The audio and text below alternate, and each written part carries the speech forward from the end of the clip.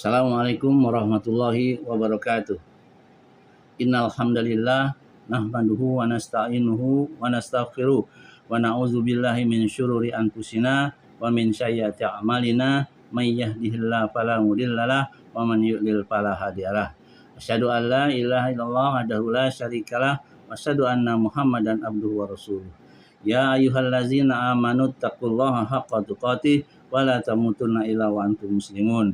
Ya ayuhan nasu taqu rabbakumul ladzi khalaqakum min nafsin wahidah wa khalaqa minha zawjaha wa batha minhuma rijalan katsiran wa nisaa. Wattaqullaha allazi tasaaluna bihi wal arham innallaha kana 'alaikum raqiba. Ya ayyuhallazina amanu taqullaha wa qulu qawlan sadida yuslih lakum a'malakum wa yaghfir lakum dzunubakum wa may yuti'illah wa rasulahu faqad faza fawzan 'azima. Amma ba'du fa inna asdaqal hadisi kitabullah wa khairal hadi hadi Muhammad sallallahu alaihi wasallam wa syarrul umur muhdatsatuha fa inna kulla muhdatsatin bid'ah wa kulla bid'atin dhalalah wa kulla dhalalatin finnar. Saudaraku rahmat Allah, kita masih melanjutkan kitab fikih ya, Muyassar ini. Bab yang pertama taharah, bab yang kedua adalah bejana, sekarang bab yang ketiga buang hajat dan adab-adabnya. Jadi bab ini terdiri dari beberapa bagian.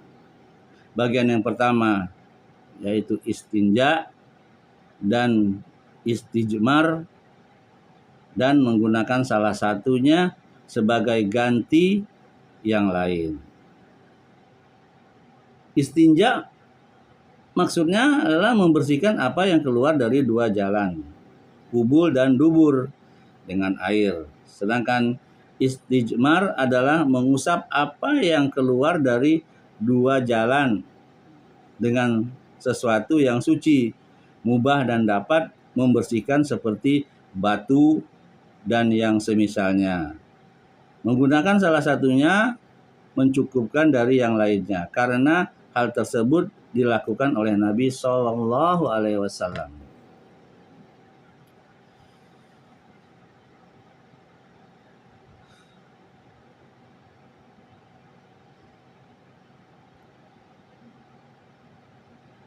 Dalilnya dari Anas radhiyallahu anhu, dia berkata, karena an-nabiyyu sallallahu alaihi wasallam yadkhulul khala'a wa ahmilu ana wa gulamun nahwi iza watan min ma'in wa anazatan payastanji bilma.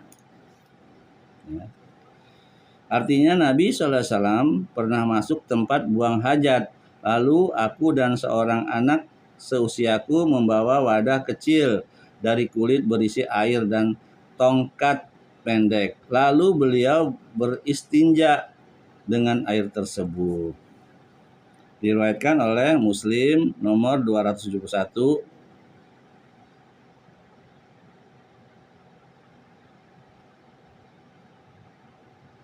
Ya. Hal tersebut bermakna wadah kecil dari kulit.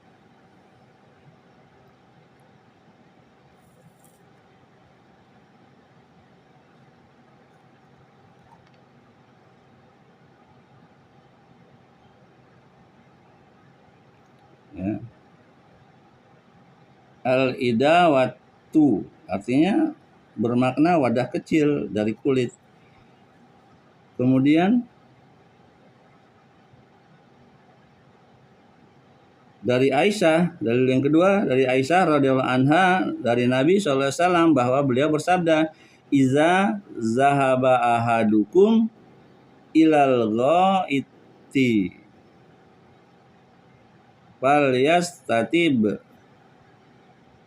bisalah sati ahjarin fa innaha tujzi'u anhu."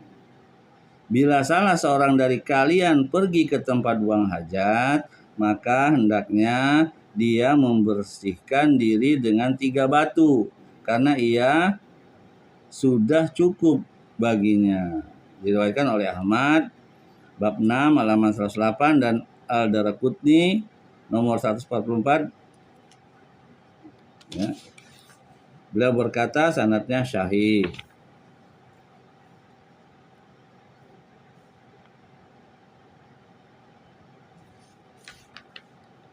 Kemudian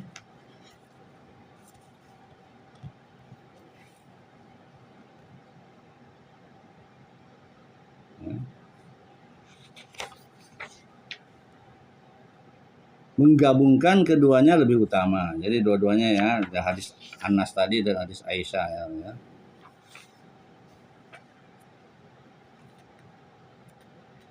Istijmar dilakukan dengan menggunakan batu atau apa yang berfungsi seperti batu, berupa benda-benda suci yang membersihkan dan mubah, seperti tisu, kertas, ya pada saat ini ya, sekarang batu diganti tisu, kertas, kayu dan lainnya, karena Nabi beristijmar dengan menggunakan batu.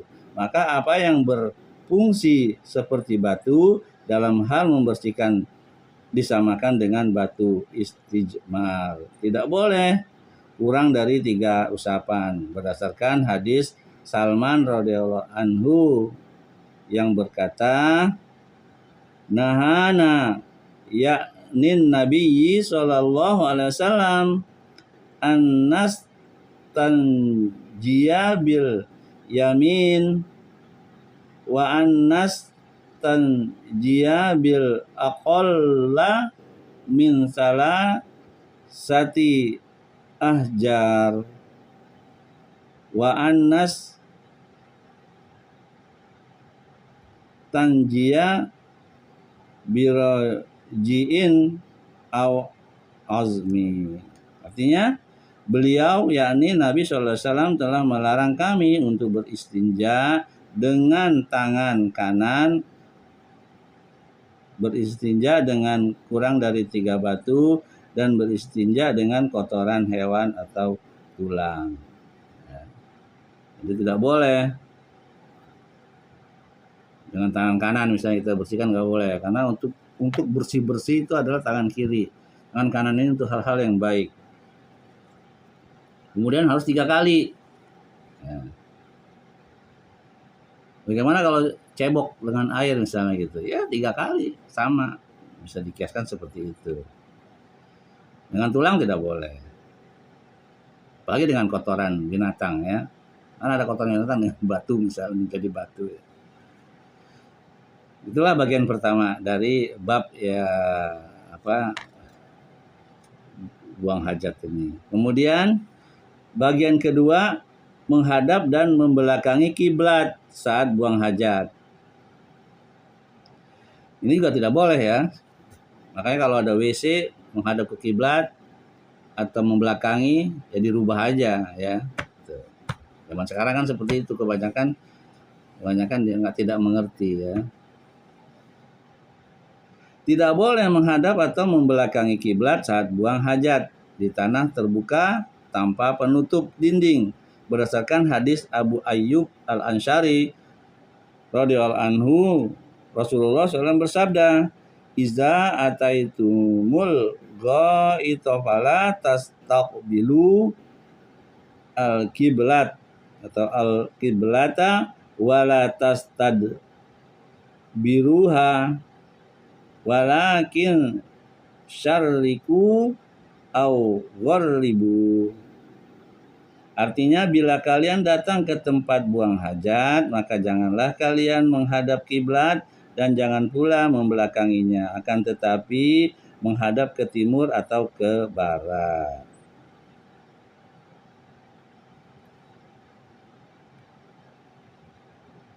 Karena posisi Madinah berada di utara kota Mekah, maka Nabi SAW memerintahkan saat buang hajat untuk menghadap ke timur atau barat. Sama di Indonesia juga seperti itu ya. Tidak boleh menghadap ke barat atau kiblat di sana ya, atau membelakanginya, kita menghadap ke timur tidak boleh. Kalau WC kita belum dirubah ya kita duduknya ya berubah, jangan membelakangi atau menghadap ke kiblat ya.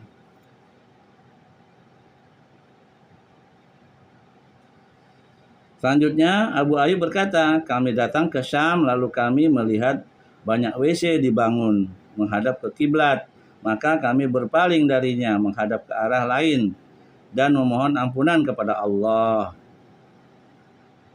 Dalilnya muttafaqun alaih, diriwayatkan oleh Al-Bukhari dalam kitab Al-Wudu nomor 144 dan Muslim nomor 264. Adapun bila buang hajat dilakukan di dalam bangunan atau antara pelakunya dengan kiblat terdapat sesuatu yang menutupinya, maka hal ini tidak mengapa berdasarkan hadis Ibnu Umar radhiyallahu anhuma. Annahu ra'a Rasulullah sallallahu alaihi wasallam yabulu fi baitihi mustaqbila asy-syami mustadbiral Ka'bah, bahwa dia melihat Rasulullah SAW buang air kecil di rumahnya menghadap ke Syam dan membelakangi kiblat. Muttafaqun alaih, diriwayatkan oleh Bukhari dan Muslim. Nomornya 148 dan 296 ya Muslim. Dan berdasarkan hadis Marwan al-Ashfar, dia berkata, ro'a itu ya, Abna Umar annakho rohilatahu mustaqbilal kiblati summa jalasa yabulu ilaiha fakultu ya Aba Abdirrahman alaisa qad nuhiya an haza, qala bala nama nuhiya an zalika fil pada ipa iza kana bainaka wa baina al-kiblat sayun yasturuka fala ba'sa.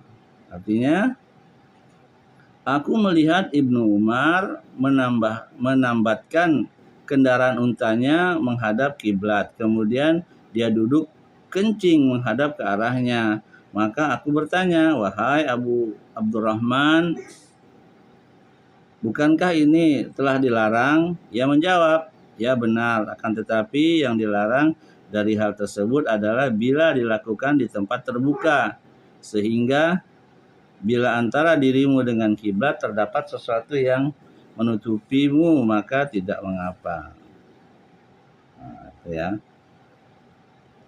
Artinya kalau di dalam ruangan rumah kita tidak mengapa ya. Tapi untuk kehati-hatian ya kita alihkan saja ya. Jangan menghadap kiblat. Bagian ketiga dari bab ini ya, bab buang hajat.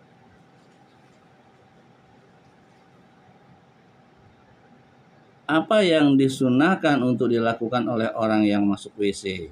Disunahkan bagi siapa yang masuk WC untuk mengucapkan Bismillahi Allahumma inni a'udzubika minal khubuthi wal khoba'is.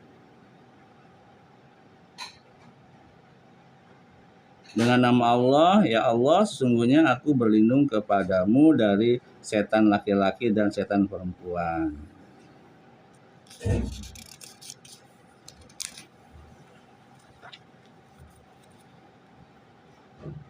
Kemudian saat selesai dan keluar mengucapkan Ghufranaka. Aku mohon ampunanmu ya Allah. Kenapa kita melakukan itu? Karena kita di dalam WC tidak boleh, atau dalam keadaan buang hajat ya. Dalam buang hajat itu tidak boleh zikir atau menyebut nama Allah. Makanya kita mohon ampun.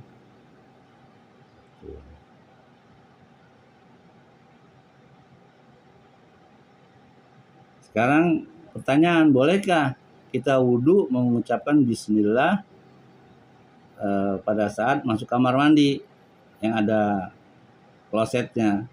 Ya ini khilafiyah ya. Ada yang mengatakan bacanya di luar pada saat kita masuk kamar mandi. Ya, itu udah cukup bismillah itu kan. Ya, bismillah Allahumma inni a'udzubika minal khubuthi wal khaba'ith. Cukup. Tapi ada yang berpendapat nggak apa-apa. Yang tidak boleh itu kan mengucapkan nama Allah pada saat kita membuang hajat. Gitu. Atau pintunya dibuka. Boleh. Ya. Inilah khilafiyah ya. Artinya tidak apa-apa. Artinya kita ambil wudhu di kamar mandi dengan mengucapkan bismillah. Tidak boleh itu pada saat kita buang hajat ya, duduk. Bila buang hajat dilakukan di tempat terbuka, maka dianjurkan untuk menjauh dan menutupi diri sehingga tidak dilihat. Dalil-dalil yang mendasari semua itu adalah hadis Jabir radhiyallahu anhu. Dia berkata, "Harajna ma'a Rasulullah sallallahu alaihi wasallam fi safarin." Wa kana Rasulullah sallallahu alaihi wasallam ya'ti al-bara zahatta yataghayyaba fala yura. Artinya kami keluar dalam sebuah safar ya, bersama Rasulullah SAW dan beliau tidak datang ke tanah padang, tanah yang lapang artinya ya, pembuangan untuk buang hajat, sehingga beliau menghilang ya, bersembunyi, tidak kelihatan ya, sampai tidak terlihat. Diriwayatkan oleh Abu Daud nomor 2, Ibnu Majah nomor 335, dan ia adalah lapasnya, sanadnya sahih. Lihat kitab Sahih Ibnu Majah bab 1 halaman 60.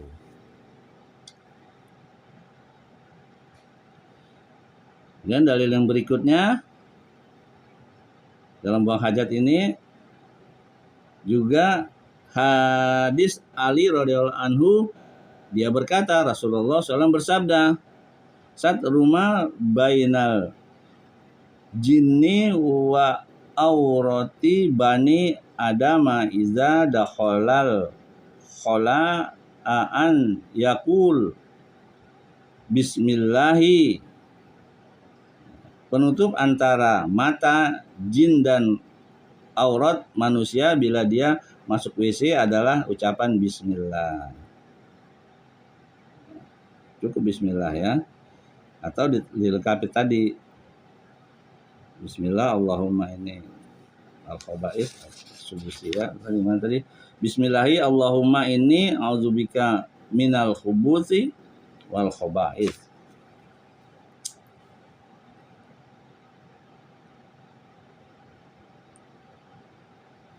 Juga hadis Anas radhiyallahu anhu, dia berkata, "Kana Nabi sallallahu alaihi wasallam iza dakhalal khala'a qala Allahumma inni a'udzubika minal khubuthi wal khaba'ith."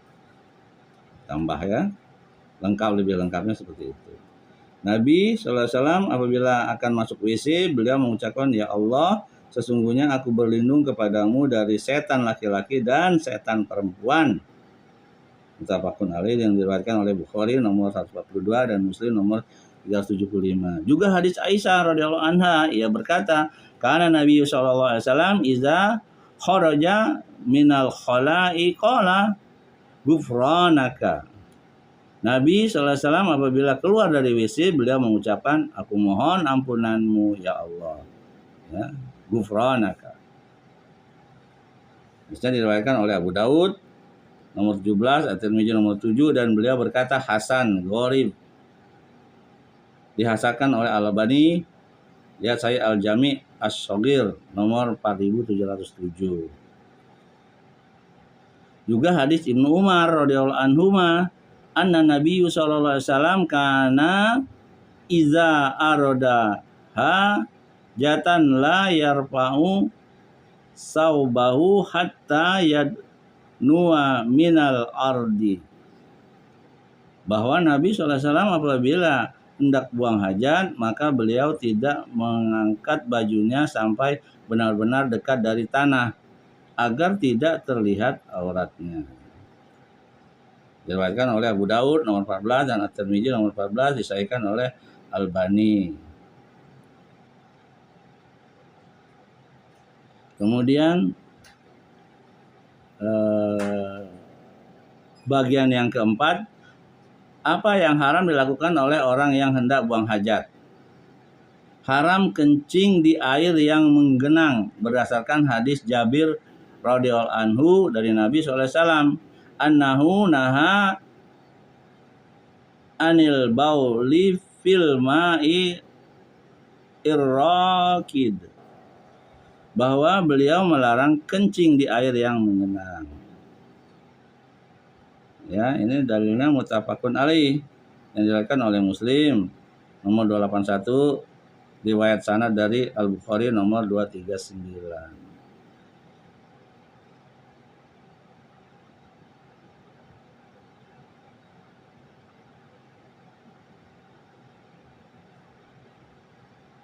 Ya. Ar-Raqidi artinya air yang mengenang, ya, adalah air diam yang tidak mengalir. Selanjutnya, saudara yang dirahmati Allah, tidak boleh memegang kemaluan dengan tangan kanan saat kencing, dan tidak boleh pula beristinja dengannya, dengan tangan kanan, ya. Berdasarkan sabda Nabi SAW, iza bala ahadukum fala ya'khuzanna zakarahu biyamini wala yastanji biyamini. Bila salah seorang dari kalian kencing, maka jangan memegang kemaluannya dengan tangan kanan dan jangan beristinja dengan tangan kanan. Ini muttafaqun alaih. Ya, ini untuk laki-laki, ya.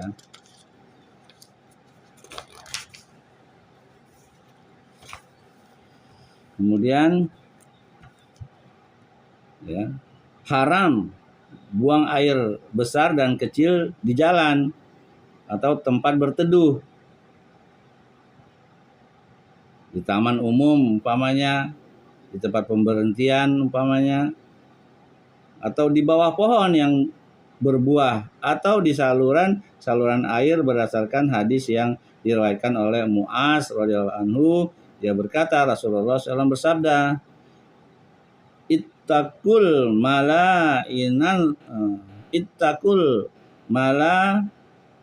inas salasa al-bara zafil mawaridi wa qari'atit tariqi wazzil. Artinya, takutlah pada tempat-tempat pemicu laknat yang 3. Salah saya. Buang hajat di saluran air, tengah jalan, dan tempat berteduh di bawah pohon. Ya. Diriwayatkan oleh Abu Daud dan Ibnu Majah, sanadnya hasan.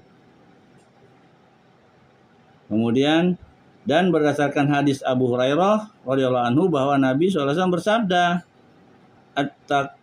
At-takulla inain qalu wa malla inani ya Rasulullah sallallahu alaihi wasallam. Qala allazi yatakhalla fi tariqin nasi au fi zillihim. Artinya, takutlah pada 2 perbuatan yang mengundang laknat. Mereka bertanya, apa 2 perbuatan yang mengundang laknat tersebut, wahai Rasulullah? Beliau menjawab, orang yang buang hajat di jalan manusia atau di tempat mereka berteduh. Diriwayatkan oleh Muslim.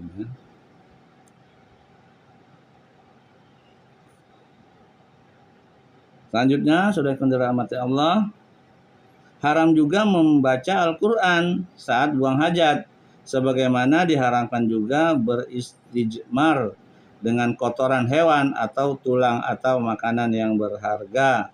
Berdasarkan hadis Jabir radhiyallahu anhu, ia berkata, nahan Nabi sallallahu alaihi wasallam an yutamassaha bi azmi au bi ba'ri. Nabi SAW melarang istijmar dengan tulang atau kotoran hewan. Hadisnya diriwayatkan oleh Muslim. Haram buang hajat di pekuburan kaum muslimin. Nabi SAW bersabda, la'an am siya'al ala jam roti au saifin au akhfi sipa na'li birijli ahabu ilayya min an amsiya ala qabri muslim wa ma ubali awas tol kubur kodo itu ha jati awas tosuk. Sungguh aku berjalan di atas bara atau padang atau aku menambal sandalku dengan kakiku, itu lebih aku sukai daripada aku berjalan di atas kuburan orang muslim, dan aku tidak peduli apakah di tengah kubur aku buang hajat atau di tengah pasar, semua sama buruknya. Diriwayatkan oleh Ibnu Majah nomor 1567, disahihkan oleh Albani dalam Irwa Al-Ghalil. Jadi kalau kita ke kuburan itu buka sendal ya.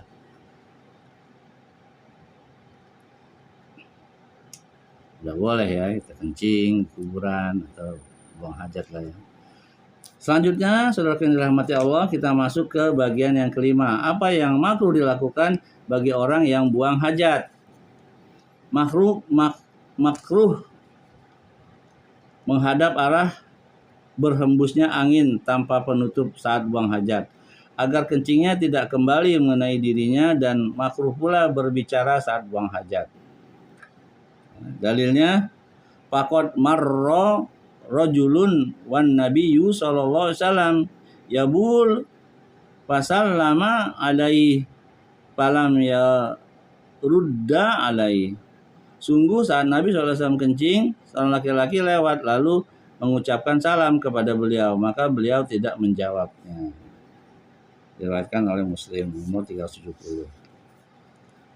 Makruh kencing pada lubang di tanah dan yang sepertinya, berdasarkan hadis Qatadah dari Abdullah bin Sarjis, anna Nabi sallallahu alaihi wasallam naha ayyubala bil juhri kila li Qatadah pama balul jujri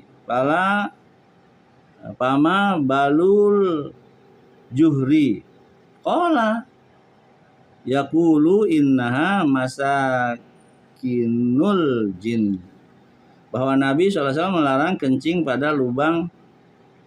Qatadah ditanya, ada apa dengan lubang? Dia menjawab, disebutkan bahwa ia merupakan tempat tinggal jin. Lubang ya. Diriwayatkan oleh Abu Daud nomor 29 dan An-Nasai nomor 34, Al-Hafiz Ibnu Hajar dalam Al-Taqsih Al-Habir dan yang lainnya. Dan juga karena tidak menutup kemungkinan di dalam lubang tersebut ada hewan, maka dia menyakitinya, atau ia tempat tinggal jin, maka dia menyakiti mereka. Makruh masuk WC dengan membawa sesuatu yang mengandung zikir kepada Allah Azza wa Jalla, kecuali untuk suatu keperluan.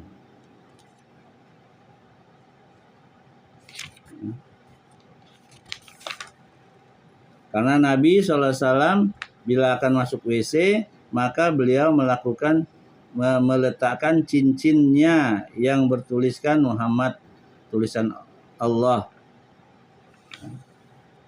Diriwayatkan oleh Abu Daud nomor 19, At-Tirmidzi nomor 1346 dan yang lainnya. Adapun ketika ada hajat dan keperluan darurat maka tidak mengapa, seperti masuk membawa uang kertas yang tertulis nama Allah padanya, karena bila ditinggalkan di luar maka sangat beresiko lupa atau dicuri. Haram masuk ke WC dengan membawa mushaf Al-Quran, sama saja dalam keadaan terlihat ataupun tersembunyi, karena ia adalah firman Allah Tabaraka wa Ta'ala yang merupakan kalam yang paling mulia, dan membawanya masuk ke dalam WC mengandung unsur merendahkannya. Ya, jadi tidak boleh ya bawa mushaf. Tapi bagaimana kita membawa handphone? Yang ada di handphone tersebut adalah Al-Quran. Ini para ulama menjawab tidak mengapa, karena itu adalah handphone bukan mushaf. Kalau dia dibaca baru tidak boleh ya.